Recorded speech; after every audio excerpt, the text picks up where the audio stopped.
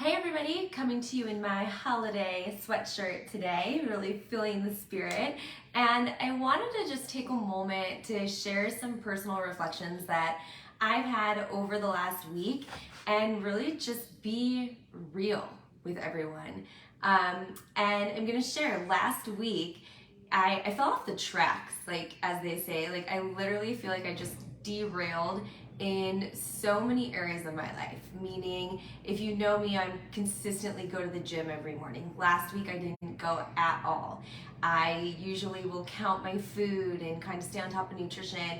I wasn't counting last week. I was sleeping in. I wasn't feeling like myself. And honestly, there was a moment that I realized I was just feeling sad. And I felt sad and I couldn't figure it out. And I was like, what is going on? This isn't normally who I am. And when I sat back and thought about it, and I realized, okay, this isn't how I want to feel. I'm grateful for the emotion of feeling sad. I know that it's not what I want to feel, so how can I change it? And I'm grateful because I have tools and strategies. And you guys know I coach. That's my passion, that's my career, it's what I love doing. And let's be honest, coaches, we're not perfect. And we have days that could turn into a week where we feel like we just get off track. And I want leaders to hear that too. And I want everyone else to hear that. Like, you have people in your life that may look like they have all their stuff together. And there are days that we are all human, that we experience those emotions and those feelings.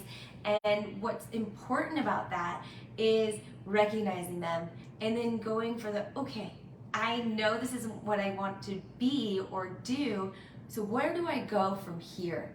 And what strategies and tools do I have that can help pull me out? And I'm so grateful for the coaches that I worked with last week because they were there to help me, right? Coaches need coaches.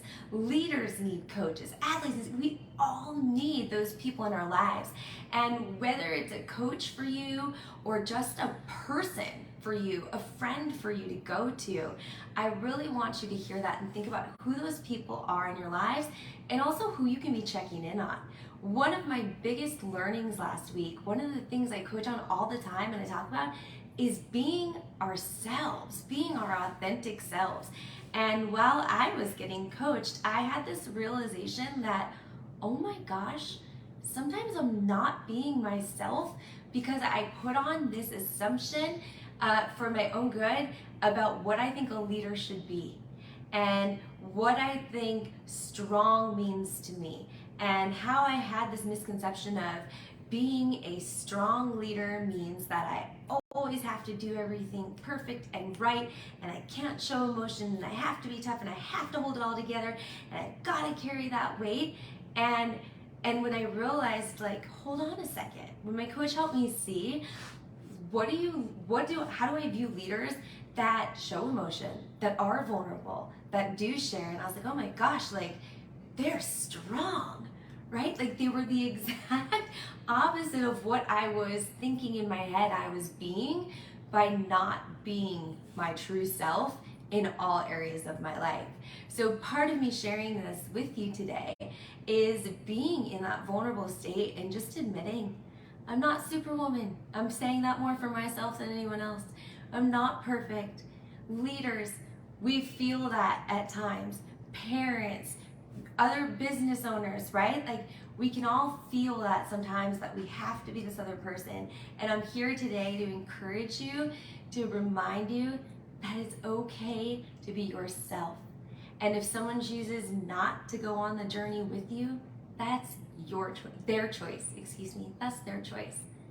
Live authentically as yourself every day, being open to the opportunities that come around you, and have your person or your people, whether it be a coach or not, have those people that you can go to when, even though you know the strategy or consciously what you should be doing and you just can't get out, have those people to help bring those resources back to you.